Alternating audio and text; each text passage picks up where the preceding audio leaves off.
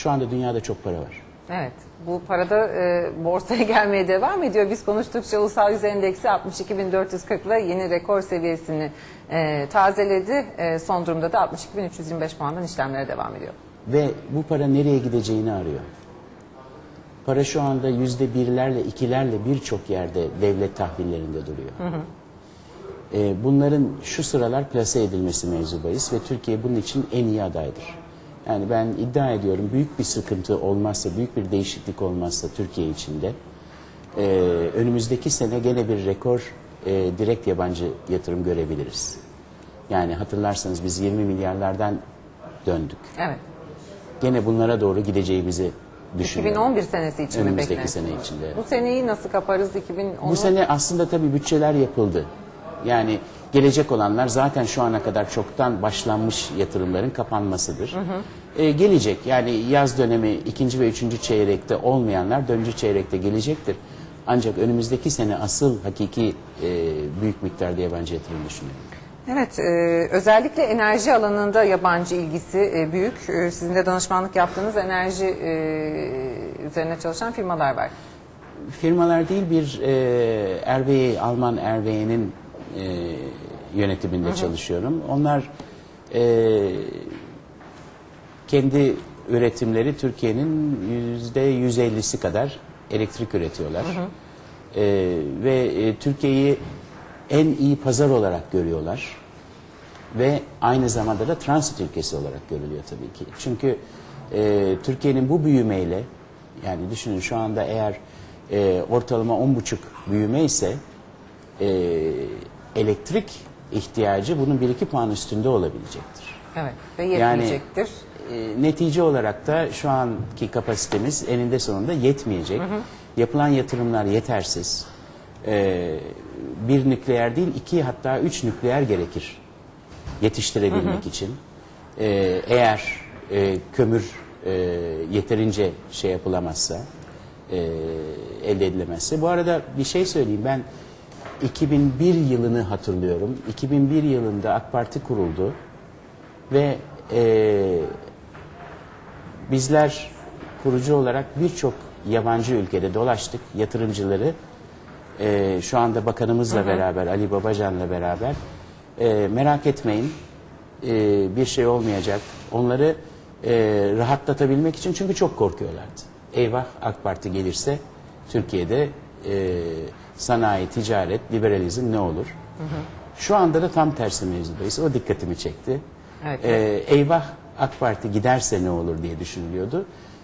Bunu şuradan da çok rahat anlayabilirsiniz. Referandum bir yerde alınmıştı. Yani satın alınmıştı borsalarda. Ancak bu kadar büyük miktar, bu kadar farklı olacağını düşünmüyorlardı.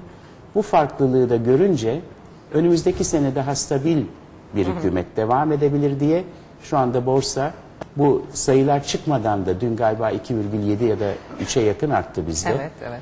Dünyanın çok üstündeydi. Şimdi dışarısı da iyi olunca bizde rekor tazemeleri devam ediyor borsada. Bugün içinde de 62.440 ile yeni rekoru tazeledi. Ama satış gelir herhalde. Herhalde gelir diyorsunuz. Peki yatırımları konuşmaya devam edelim. Enerji konuşuyorduk. Yenilenebilir enerji tasarısı da gene meclisin gündeminde bekleyen bir tasarı. Yabancılar da yatırım için bunu bekliyor galiba.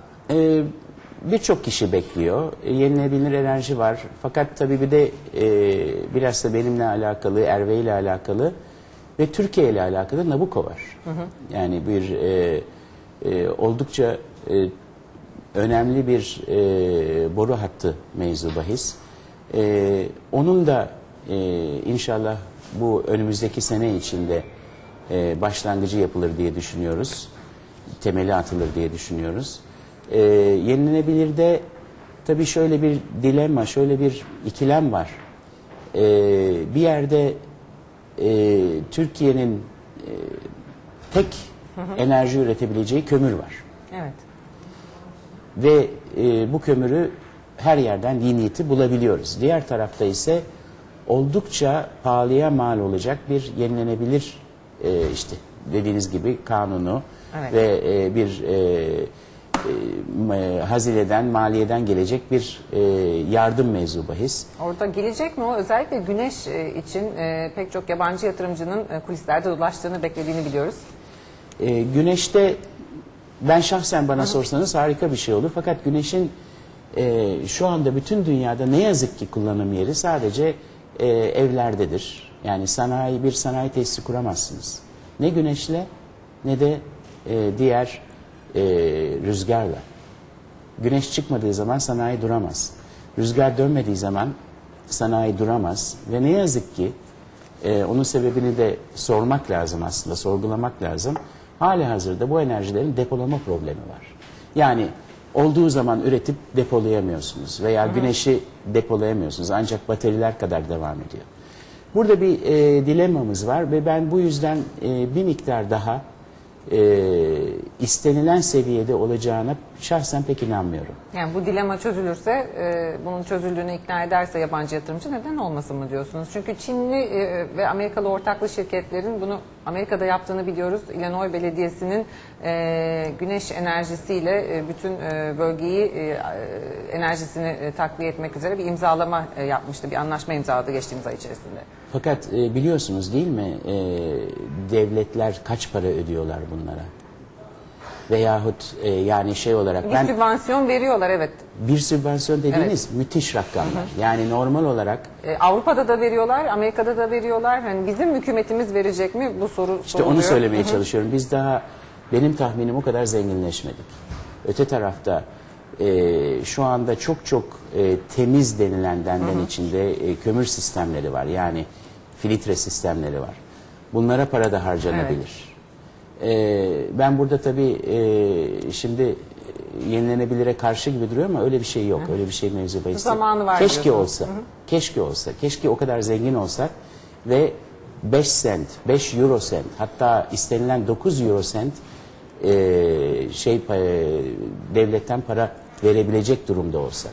Öbür tarafta o bahsettiğim rakamın yarısından fazlası zaten enerji alabiliyoruz. 5-6 sentli sübvansiyon bizim için lüks müdür şu an için diyorsunuz? Çünkü yeni tasadaki... istenilen euro sent. Evet, euro sent. O zor diyorsunuz şu an için. Peki piyasalara tekrar dönelim. Barclays Capital'a da siz danışmanlık yapıyorsunuz. Oradaki yabancı ilgisi nasıl? Yabancıların ilgisi enerji dışında nereye yoğunlaşıyor? Oldukça fazla. Hem Barclays'de hem de Texas Pacific'in senior advisor'ıyım. Oldukça fazla, çok artmaya başladı. Biraz evvel söylediğim hadise o. Dünkü konuşmalarımda zaten söylediğimi bir de netice olarak verince onlar için önemli olan stabil bir hükümettir. Yani hangi hükümet olursa olsun mühim olan devamlılıktır. Ve bu devamlılığı gördükleri zaman da Türkiye öne geliyor. Şöyle bakın, Türkiye'nin sadece enerji ihtiyacı mesele değil. Birçok ülke var enerji ihtiyacı olan. Birçok ülke, Afrika ülkeleri, şunlar bunlar, herkesin enerjiye ihtiyacı var. Ama Türkiye'nin bir özelliği var, bu enerjiyi ödeyebiliyordu.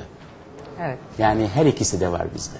Referandum sonucunu değerlendirerek devam edelim o zaman. Referandum sonucunda kuvvetli evet çıkması yabancı yatırımcıyı sevindirdi.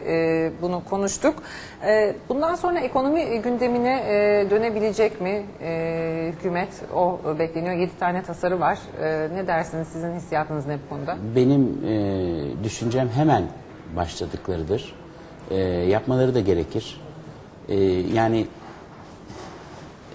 çok fazla aksadığını zannetmiyorum. Ramazan'da zaten genelde çok fazla Türkiye'de çalışmazdı. Bu yaz tatil dönemine girdi. Zamanında oldu bu referandum. Evet, iş dünyasının beklediği düzenlemeler ekranda. Yeni Türk Ticaret Kanunu, sendikalarla toplu iş sözleşmesi, vergi reformu, yeni teşvik sistemi, büyük mağazalar yasası ve sonunda da mali kural var. 7. gündem maddesi olarak ötelenen. Mali kuralda bir sıkıntı olacağını hiç zannetmiyorum. Yabancı yatırımcı buna dair son bakışı nedir? Çünkü Başbakan Erdoğan'ın son açıklaması IMF içimizde IMF yaratmaya gerek yok, IMF demedik şeklindeydi. Bu nasıl algılandı? Buna ne diyorsunuz? Biliyor musunuz artık eskiden şunlar olmayacak, şunlar olacak deniyordu. Ve inandırmaya çalışılıyordu karşı taraf. Şu anda bir eski performans, past performance var. Ve bu eski performans dediğimiz bayağı bir zaman. 8 sene. O yüzden çok fazla bir şey anlatmaya gerek yok. Sadece bunlar devam edecek. Aynı kişiler devam edecek. Merak etmeyin. İşte bir ekonomi bakanı 8 senedir ekonomi bakanı, bir ara fark dışında. İşte maliye gayet uyumlu gidiyor dendikten sonra hiçbir problem yok. Hiçbir problem yok. Yani bana göre dediğim gibi 2011 çok iyi bir sene bekliyor Türkiye'yi. Bu sene de baştan dediğim gibi 7 hatta belki 8'lere inşallah ulaşabileceğiz. İkinci bir inme olur mu dünyada? Yani dünya konjonktüründe ikinci bir kriz olabilir mi? Olabilir de ancak bu sefer çok daha çabuk davranacaklardır. Türkiye'yi etkilemesi daha da az olacaktır. Türkiye'yi tabii ki etkiledi fakat en çabuk büyüyen biz olduk. Yani Avrupa'da 1 numarayız en fazla büyüyen. Şu anda bile alım paritesine göre baktığınızda dünyanın 16. büyük ekonomisiyiz. Şaka değil yani 16. Bu performansı sürdürebilecek miyiz? Sorulan soru yani bu. Buna inanıyorlar. Yani ben kendi şirketlerimden, kendi danışmanlık yaptığım şirketlerden biliyorum. Texas Pacific bugün dünyanın Carlyle'den falan filan diğerlerinden çok daha fazla para toplayabilen, yatırım yapan bir şirketi dünyanın her bir yerinde. Onların fikirleri aynı. Barclays daha yeni Türkiye'ye görmeye başladı. Birazcık geç kaldı ama onlar da şu anda Türkiye'ye ciddi bakmaya başladılar. Dediğim gibi Türkiye kendileri içinde yükselen bir yıldız. Bizim de mühim olan devamlılığı şey yapmamız. Yani mali kural o kadar mali kural bozulacak diye bir şey değil. Güven var. Yani mali kural oldu, IMF oldu, olmadı. Ben şahsen açık söyleyeyim, hatta galiba Davos'la beraberdik o zamanlar. Ben aman bu 2 sene evveldi galiba IMF hadisesi değil mi? Evet. Aman şu IMF'i imzalasak diyordum. Korkuyordum açıkçası. Fakat demek bizden daha iyi bilenler de olmuş. Şu anda kime sorarsanız ya demek olmadan da oluyormuş diyorlar. Mühim olan kendini daha da iyi oldu diyenler. Daha olmadı daha iyi olduğu bilemem ama olmadan da oluyormuş. Bunu gördük. Çünkü IMF bir yerde bizi kendimizi otokontrolü sağlıyordu. Ben onu çok iyi biliyorum. 2003'lerde, 4'lerde, 5'lerde otokontrolü sağlıyordu. Şu anda demek ki otokontrolü sağlamak için dışarıdan bir öğretmene gerek yokmuş. Öğrenmişiz kendimiz. Bugün kendi arkadaşlarımız bunu gayet iyi yapıyorlarmış. IMF başka bir şeye pek zaten yaramıyordu. Yani yabancı ratingciler IMF var diye artısını veriyordu ise eskiden niye daha eksideydi? Şu anda IMF'siz de arttırıyorlar. Evet, referandum sonrası dünyayı konuşuyoruz. Referandum sonrası TL ve faiz, Barclays Capital ve yabancı yatırımcının buna dair bakışı nedir? Son olarak da bunu konuşalım. Orada yabancı yatırımcı açısından çok pozitif bir olay bu. Tabii ihracatçı açısından çok ne kadar negatifse Türk liranın bu kadar güçlü olması, ama yabancı yatırımcı açısından çok pozitif çünkü yaptıkları yatırımı Türk lirası döviz bozarak geliyorlar ve eninde sonunda çıkmayı düşünenler, yani yabancı fonlar 3 sene, 5 sene, 6, 7 sene sonra çıkmayı düşünenler buna çok önem veriyor. Diğerleri mesela enerji şirketleri çıkmayı düşünmüyor. Onlar girip 20 sene, 30 sene, 50 sene kalmayı düşündüğü için çok önemli değildi Türk lirasının yükselme yapması. Ama bu dediğim gibi fonları getirecektir Türk lirasının bu kadar güçlendiği ve Türk lirasının da çok fazla düşeceğini bu gidişle hiç zannetmiyorum. Peki, referandum sonrası dünyaya dair de son bir yorum alayım sizden. Son dakikalarımıza giriyoruz. Referandum sonrası dünya, Türkiye dünyası. Türkiye dünyası. Türkiye dünyası bir kesimin korkularının yersiz olduğunu inşallah görecekler çok yakında. Yani bu korkular eskiden kalma, belki genetik diyebilirim korkular. Bu kesimin nasıl ki Tayyip Erdoğan belediye başkanı olduğunda içkili yerler kapanmadı. Yani Türkiye haritası 3'e bölündü. Başbakan bunu birleştirebilecek mi diye yorumlar Şunu da var. unutuluyor. Eskiden nasıldı? 10 sene 20 sene evvel farklı mıydı Türkiye haritası? Çok daha farklıydı. Yani o toplumlar İstanbul ile Güneydoğu veya herhangi bir yer Karadeniz arasında fark çok daha fazlaydı. O unutuluyor. Şimdi haritayı görüyorum aynı şekilde. Zannediliyor ki şimdi yeni oldu bu. Birkaç yorumda da Financial Times'ın bir yerde vardı bugün. Şimdi ekonomik bir bölünme var. Eskiden de vardı. Evet. Eskiden çok daha fazlaydı ekonomik bölünme. Eskiden Karadeniz'de, Güneydoğu'da hiçbir şey yoktu. Yani burada bayağı ciddi bir bölünme eskiden vardı. Ta Cumhuriyet'in başından beri. Şu anda farkına varılıyor, o kadar. Evet, resmi ortaya koydu referandum diyorsunuz. Çok teşekkür ediyorum bu değerlendirmeler için. Cüneyt Zapsu konuğumuzdu. Şimdi kısa bir ara, ardından Finans Merkezi devam edecek.